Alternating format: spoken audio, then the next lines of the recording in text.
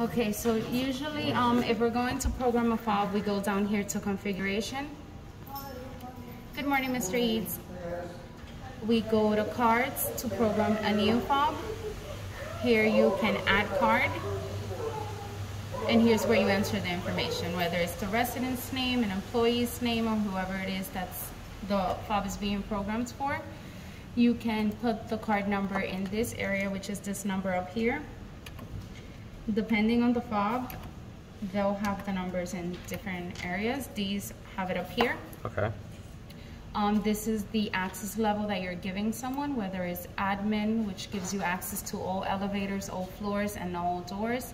And then you have resident 1, which gives access to all common areas to a resident and the P2 storage. And then resident 2, which gives access to all the common areas to a resident and the P3 storage. So it depends where the resident storage is located. If it's in P2, you're gonna assign to resident 1. If it's in P2, you're gonna assign to resident 2. Okay, perfect. So it's either one of, one of these three is usually what you... Both if they own 2 units that have access to both? No, you'd have to program 2 fobs. 2 fobs, Mm-hmm. Okay. And you don't program for the unit? Well, that's after you enter the card number, access level, and facility code. Facility code will be the number. Each fob has a different facility code. It'll be listed on whichever box it comes in. Okay. I don't have the box, so let's just say this is 181, for example.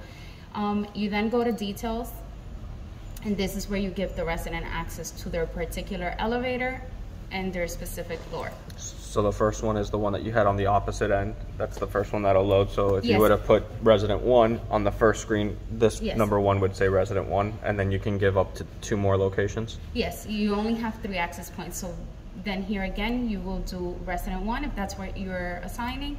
If the resident lives in, let's say, unit 904, you select here 904 so that they have access to their elevator only on their floor.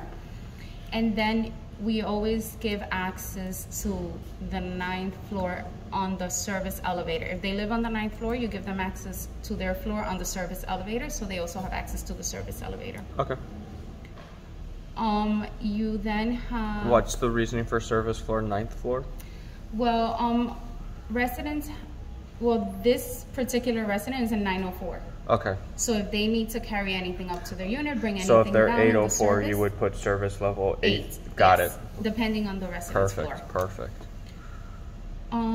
Here you have profile. If you want to add more information, I usually don't fill that out. All the residents have the same address, 730. I usually do the name. Because the name's already on the new card section. Yeah, right here, like you see here. Yep. I do the name, last name, first name, and number of fobs that they have. Okay. After you've filled everything out, let's name it sample 1. You press OK. You press OK here.